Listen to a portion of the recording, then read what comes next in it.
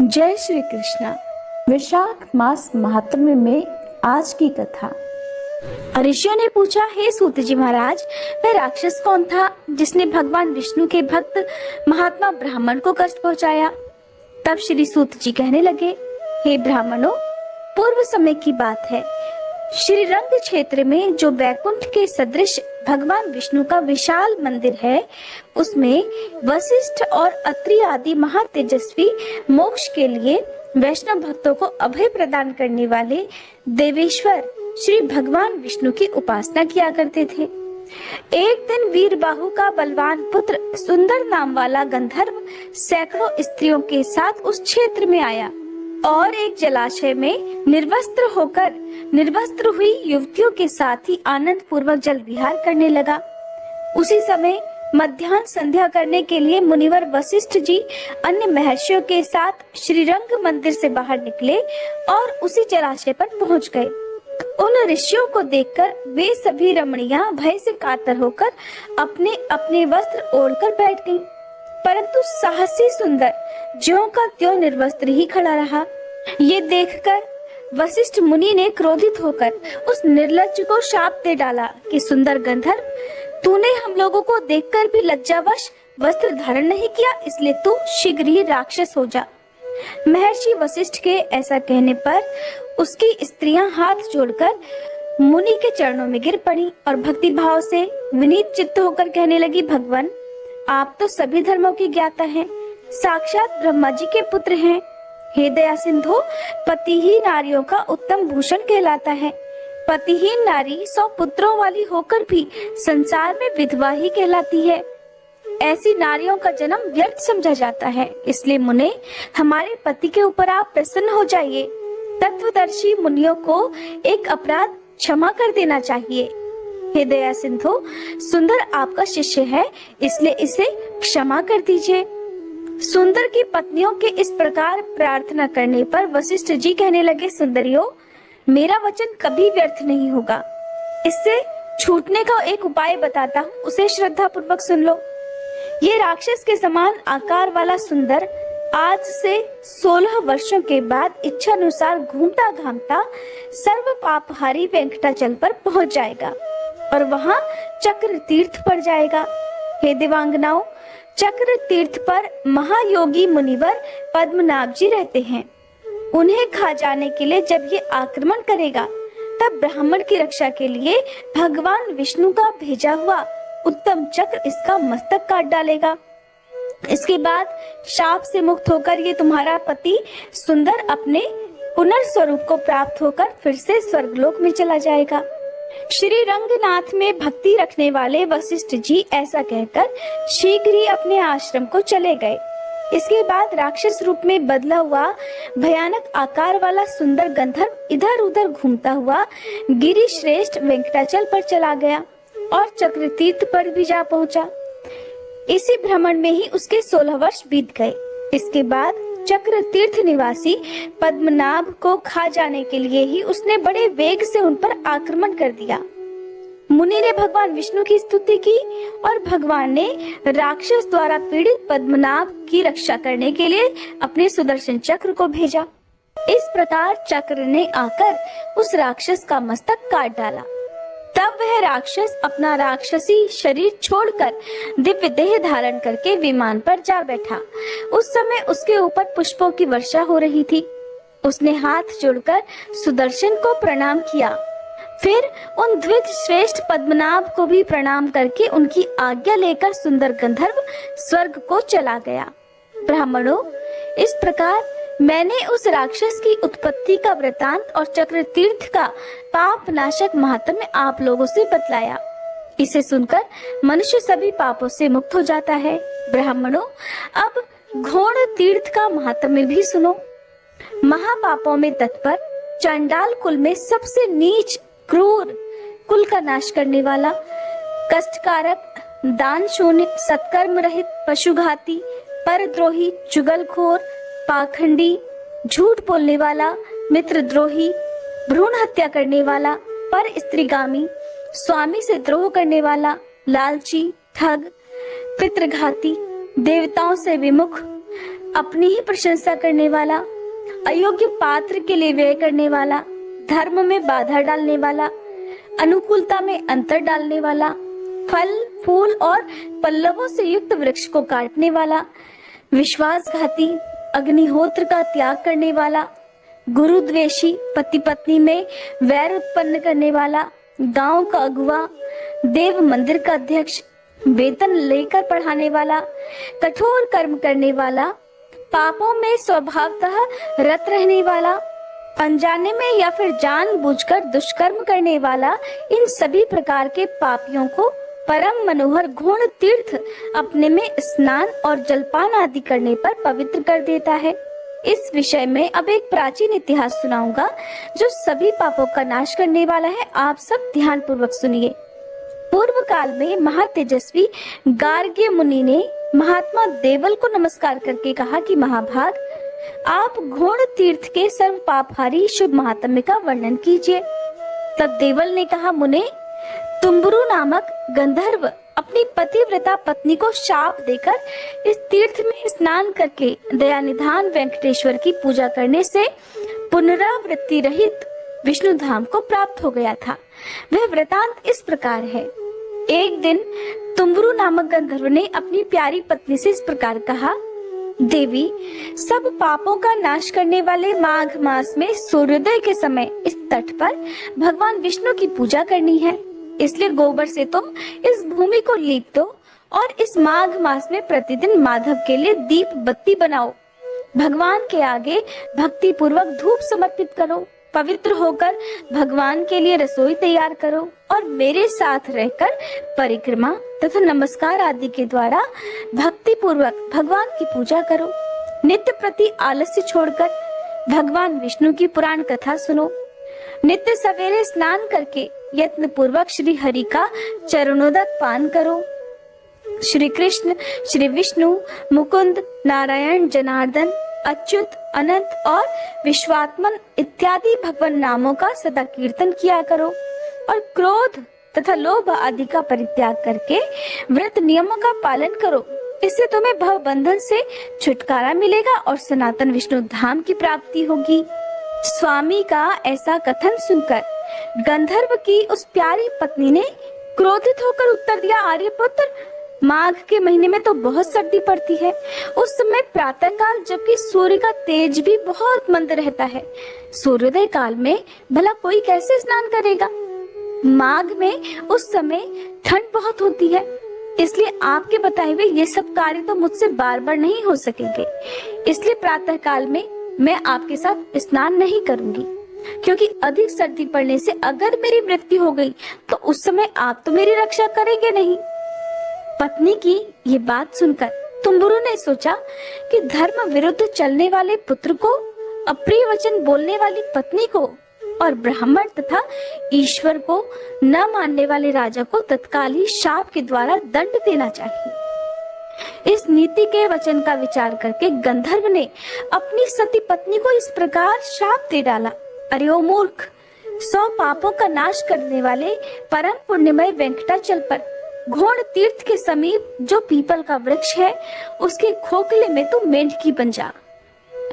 पतिदेव की ये बात सुनकर वह गंधर्व वल्लभा उनके चरणों में गिर पड़ी और प्रार्थना करने लगी।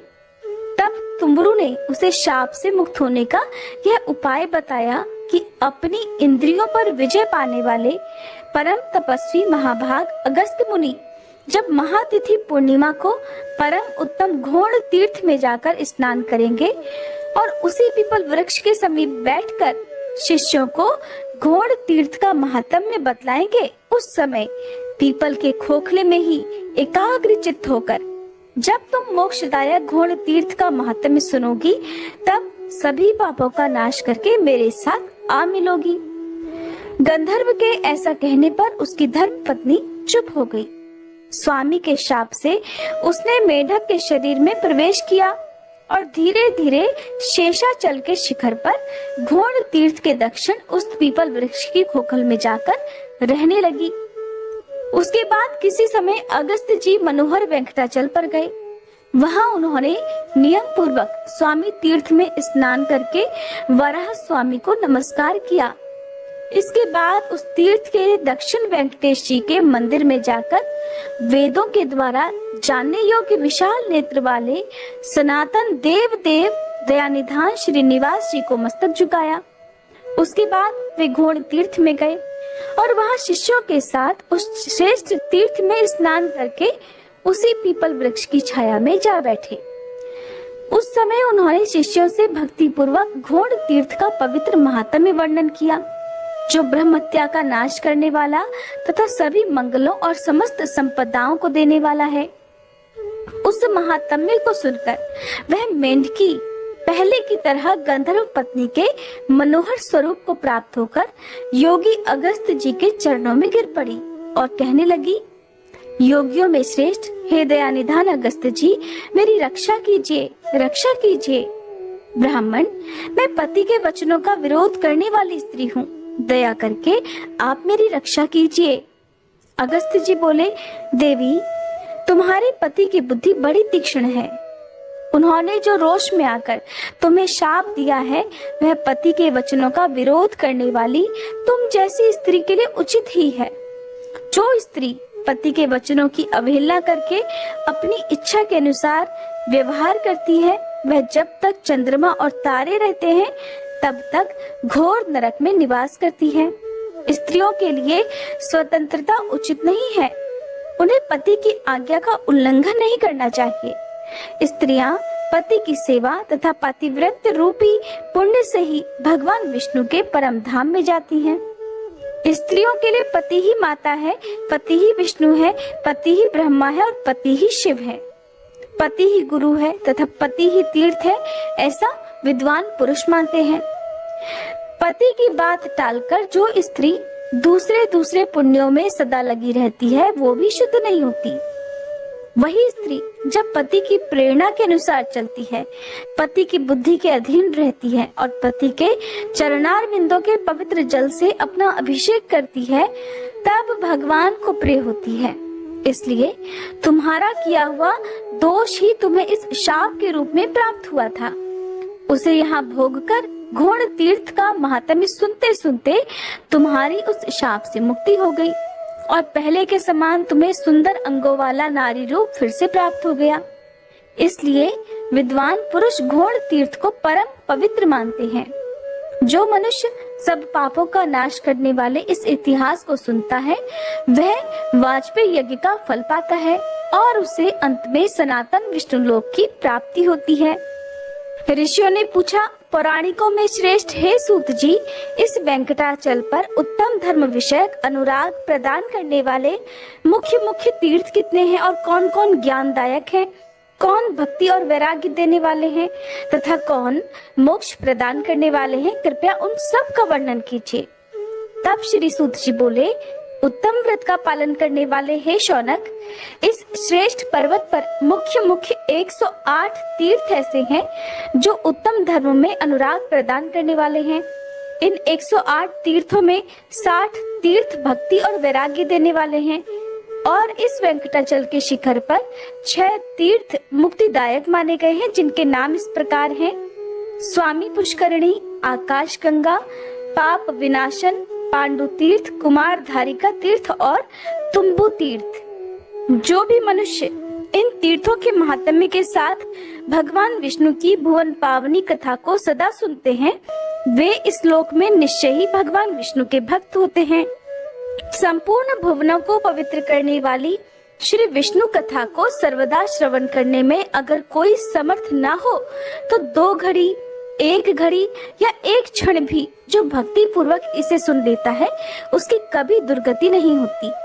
संपूर्ण यज्ञों और सब प्रकार के दानों से जिस फल की प्राप्ति होती है, वही फल मनुष्य एक बार पुराण कथा को सुनने से ही प्राप्त कर लेता है।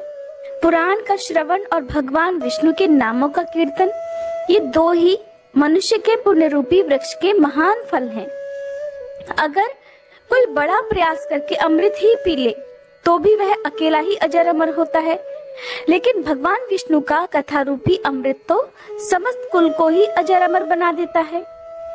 पुराण का जानने वाला विद्वान बालक, युवा, वृद्ध, दरिद्र अथवा दुर्भाग्य युक्त ही क्यों ना हो, वह पुण्यात्मा पुरुषों द्वारा सदैव वंदनीय और पूजनीय होता है।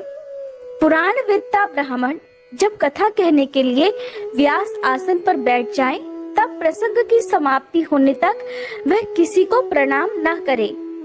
जहाँ खोटे मनुष्य रहते हों, जो स्थान हिंसक जंतुओं से घिरा हुआ हो और जिस घर में जुआ खेला जाता हो, वहाँ विद्वान पुरुष पवित्र कथा कभी न कहे। जो उत्तम गांव हो, जहाँ अच्छे लोग बसते हो, जो उत्तम क्षेत्र, पवित्र देवालय या फिर नदी का पवित्र तट हो, वहीं पर विद्वान पुरुष को कथा सुनानी चाहिए। जो श्रद्धा और भक्ति भाव से युक्त हो, अन्य कार्यों में जिनका मन ना लगा हो और जो मौन, पवित्र और शांत भाव से सुनते हो, ऐसे ही श्रोता पुण्य के भागी होते हैं। जो अधम मनुष्य बिना भक्ति भाव के पवित्र कथा सुनते हैं, उनको कभी भी पुण्य फलों की प्राप्ति नहीं होती। जो पान चबाते हुए भगवान की पवित्र कथा सुनते हैं, वे नरक में जाते हैं। जो पाखंडी ऊंचे आसन पर बैठकर कथा सुनते हैं, वे नरक को भोगकर अंत में कौवे बनते हैं। जो वीरासन लगाकर या सिंहासन पर बैठकर भगवान की कथा सुनते हैं, वे टेढ़े मेढ़े वृक्ष बनते हैं। जो प्रणाम ना करके कथा सुनते हैं, वे विष वृक्ष होते हैं। और जो स्वस्थ होकर भी सोकर कथा सुनते हैं, वे अजगर होते हैं। जो वक्ता के समान आसन पर बैठकर कथा सुनता है, वह पाप का भागी होकर नरक में पड़ता है। जो पुराण के ज्ञाता विद्वान की तथा सब पापों का नाश करने वाली उत्तम कथा की निंदा करते हैं, वे कुत्ते बनते हैं। जब कथा सुनाई जाती है, उस समय जो दुष्टता पूर्ण उत्तर प्रत्युत्तर करते हैं, वे गधे बनते हैं। उसके बाद गिरगिट की योनि में जन्म लेते हैं। जो कथा होते समय उसमें विघ्न डालते हैं, वे करोड़ों वर्षों तक घोर नरक भोगकर अंत में ग्राम सूकर होते हैं। जो नरश्रेष्ठ पुराण वेत्ता विद्वान के बैठने के लिए कंबल, मृग चर्म, वस्त्र और चौकी देते हैं, वे स्वर्गलोक में जाकर मनवांछित भोगों को भोग कर ब्रह्मादि देवताओं के लोकों में स्थित होते हैं और निरामय पद को प्राप्त हो जाते हैं। जो पौराणिक पुस्तक रखने के लिए सूत और नया कपड़ा देते हैं, वे प्रत्येक जन्म में भोगवान और ज्ञान संपन्न होते हैं। इस प्रकार वेंकटाचल के महात्म्य को सुनकर सब ऋषियों ने पौराणिकों में श्रेष्ठ सूत जी का यथायोग्य सम्मान करके अनुपम हर्ष प्राप्त किया। ऋषि बोले, सूत जी, अब हम लोग कटाह तीर्थ का महात्म्य सुनना चाहते हैं। श्री सूत जी बोले, हे विप्रवरों, कटाह तीर्थ सभी लोकों में प्रसिद्ध है। वह सब प्रकार की संपत्तियों को देने वाला, शुद्ध तथा सब पापों का नाश करने वाला है। उससे दुःस्वप्नों का नाश हो जाता है। वह महापातकों का नाश करने वाला, बड़े बड़े विघ्नों का निवारण करने वाला तथा मनुष्यों को परम शांति देने वाला है। कटाह तीर्थ स्मरण करने मात्र से ही सब पापों का नाश कर देता है। इसलिए केशवाय नमः, नारायणाय नमः, माधवाय नमः, इन नामों से अलग अलग उस तीर्थ के जल का आचमन करें, अथवा तीनों नामों में से एक ही बार उस तीर्थ के कल्याणप्रद जल का पान करें, या भगवान वेंकटेश्वर के अष्टाक्षर मंत्र से भोग मोक्ष प्रदान करने वाले उस तीर्थ का जल पिए। पहले ये प्रार्थना करें कि हे तीर्थवर, जन्मांतर में किए हुए मेरे महापाप का शीघ्र नाश करो। उसके बाद मोक्ष मार्ग के एकमात्र साधन कटाह तीर्थ के जल का नित्य पान करें। स्वामी पुष्करणी तीर्थ का स्नान, वराह स्वामी का दर्शन और कटाह तीर्थ के जल का पान, ये तीन बातें त्रिलोकी में दुर्लभ हैं। कटाह तीर्थ का यत्न पूर्वक सेवन करना चाहिए, क्योंकि उस तीर्थ का परम उत्तम जल पीकर पापी भी कृतार्थ हो जाते हैं। ब्राह्मणों, कटाह तीर्थ का महात्म्य मैंने जैसा सुना था उसी प्रकार तुम्हें बता दिया। अब मैं एक दिव्य पाप नाशक कथा भी सुनाता हूँ। आप सब लोग सावधान होकर सुनो। द्वापर युग की बात है। कुंती के पुत्र पांचों पांडव परम बुद्धिमान राजा द्रुपद से उनकी पुत्री याज्ञसेनी अर्थात द्रौपदी को पाकर धृतराष्ट्र की आज्ञा से हस्तिनापुर में गए। वहाँ पितामह भीष्म तथा अंबिका नंदन धृतराष्ट्र के द्वारा सम्मानित होकर उन्होंने दुर्योधन आदि के साथ 5 वर्षों तक निवास किया। इसके बाद भीष्म आदि के समझाने से महायशस्वी धृतराष्ट्र ने अपने कुल के सभी बड़े बूढ़ों के सामने और भगवान श्री कृष्ण के आगे पांडवों की सेवा से प्रसन्न होकर उन्हें आधे राज्य के साथ खांडव प्रस्थ, जो कि वर्तमान में दिल्ली के नाम से जाना जाता है, नामक नगर प्रदान किया। तब धृतराष्ट्र आदि कौरवों की अनुमति लेकर सब पांडव श्री कृष्ण के साथ खांडव प्रस्थ में चले गए। वहां विश्वकर्मा से सुरक्षित इंद्रप्रस्थ नामक पुर में रहते हुए भाइयों सहित युधिष्ठिर ने पृथ्वी का पालन किया। भगवान श्री कृष्ण के द्वारका चले जाने पर धर्म के जानने वाले कुंती पुत्रों ने नारद जी के उपदेश से द्रौपदी के विषय में ये प्रतिज्ञा की कि द्रौपदी क्रमशः एक एक वर्ष एक एक पांडव के घर में निवास करेगी। इस निर्णय के बाद जो दूसरे भाई के घर में रहती हुई पांचाल राजकुमारी द्रौपदी को देख लेगा, उसे एक वर्ष तक तीर्थ दर्शन करना पड़ेगा। इस प्रकार प्रतिज्ञा करके वे पांडव आलस्य छोड़कर सामान्य लौकिक व्यापारों में संलग्न होकर अपना समय बिताने लगे। इसके बाद एक दिन उसी जनपद के निवासी ब्राह्मण ने राजा के आंगन में खड़े होकर कई बार पुकार लगाई कि महाराज, चोरों ने मेरी गाय चुरा ली है। उसकी आवाज सुनकर अर्जुन वहां आए और ब्राह्मण को सांत्वना देकर अपने अस्त्र शस्त्र लाने के लिए बड़ी तेजी से शस्त्रागार को गए। वहां उन्होंने द्रौपदी और राजा युधिष्ठिर को एक जगह बैठे देखा। इस विषय में की हुई प्रतिज्ञा को जानते हुए भी उन्होंने वहां से धनुष और बाण ले लिए और युद्ध में लुटेरों को मारकर ब्राह्मण की गाय लौटा ली। फिर उसे ले जाकर ब्राह्मण को आदर पूर्वक समर्पित कर दिया। इसके बाद अर्जुन ने धर्मनंदन युधिष्ठिर को सूचित किया कि मेरे द्वारा प्रतिज्ञा का उल्लंघन हुआ है, इसलिए मुझे तीर्थ यात्रा करनी चाहिए। अपने छोटे भाई की बात सुनकर सब धर्मज्ञों में श्रेष्ठ धर्मनंदन युधिष्ठिर ने आदर पूर्वक कहा, सुव्रत, तुमने ब्राह्मण और गाय के लिए ऐसा किया है। प्रजा की रक्षा करना तो राजा का कर्तव्य है। अगर उसके द्वारा चोरों की उपेक्षा हो जाए तो उसे ब्रह्महत्या का पाप लगता है और चोरों को दंड देने पर वह पुण्य का भागी होता है। तुमने राजा और प्रजा दोनों के लिए जो हितकर कार्य होता है वही किया है, इसलिए इसमें तुम्हारा कोई दोष नहीं है। धर्मराज का ये वचन सुनकर सदा धर्म में तत्पर रहने वाले अर्जुन ने हाथ जोड़कर कहा, हे भूपाल, आप ऐसी बात ना कहें। आप धर्म के सर्वस्व को जानते हैं, धर्म के साक्षात स्वरूप है तथा कर्तव्य और अकर्तव्य के ज्ञाता भी हैं। समर्थ पुरुष को अपनी की हुई प्रतिज्ञा का कभी भी उल्लंघन नहीं करना चाहिए।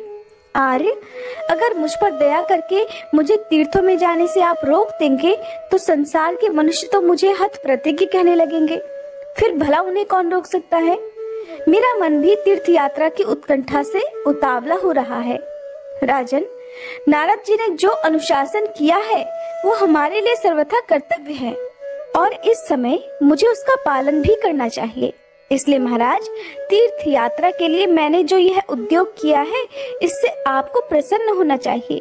स्वामी को सेवकों की प्रतिज्ञा का उनके द्वारा निर्वाह करवाना चाहिए। तब भाइयों की सलाह लेकर बहुत अच्छा कहकर युधिष्ठिर ने अर्जुन का ये अनुरोध स्वीकार कर लिया। अर्जुन ने प्रणाम और विनय आदि के द्वारा अपने बड़े भाई को संतुष्ट किया।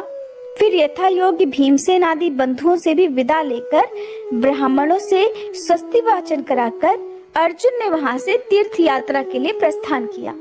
राजकुमार अर्जुन ने पहले गंगा नदी के तट पर पहुंचकर उसी के किनारे किनारे निकटवर्ती मार्ग से जाते हुए हरिद्वार, प्रयाग और काशी आदि तीर्थों का दर्शन किया और अन्य तीर्थों का दर्शन करते हुए वे ऊंची ऊंची तरंगों से लहराते हुए दक्षिण समुद्र तक जा पहुंचे। फिर परम पवित्र महानदी, प्रसिद्ध पुरुषोत्तम तीर्थ और सिंहाचल का दर्शन करके उन्होंने अपने आप को कृतकृत्य माना। इसके बाद अर्जुन ने समस्त पातक समूह का विनाश करने के कारण अतिशय गौरव को प्राप्त हुई पुण्यमयी गोदावरी नदी का दर्शन किया। उसके जल से विधि पूर्वक स्नान करके वे मलापहा नदी के तट पर गए। उसके दर्शन से उन्हें बड़ी प्रसन्नता हुई। उसके बाद वे सरिताओं में श्रेष्ठ कृष्णवेणी नदी के समीप जा पहुंचे और भगवान शंकर के निवास स्थान श्री पर्वत का दर्शन किया। फिर पिनाकिनी नदी को पार करके देवताओं और ऋषियों द्वारा सेवित वेंकटाचल पर्वत का दर्शन किया, जो भगवान नारायण का प्रिय निवास है। उस पर्वत के शिखर पर स्थित संपूर्ण लोकों के एकमात्र स्वामी सुप्रसिद्ध भगवान श्री हरि का अर्जुन ने कल्याण की सिद्धि के लिए भक्ति पूर्वक पूजन किया। उसके बाद महापर्वत वेंकटाचल के शिखर से उतरकर उन्होंने सिद्धों और मुनियों के समुदाय से सेवित सुवर्णमुखी नाम वाली नदी का दर्शन किया, जिसे मुनिवर अगस्त्य जी यहाँ लेकर आए थे। जय श्री कृष्णा।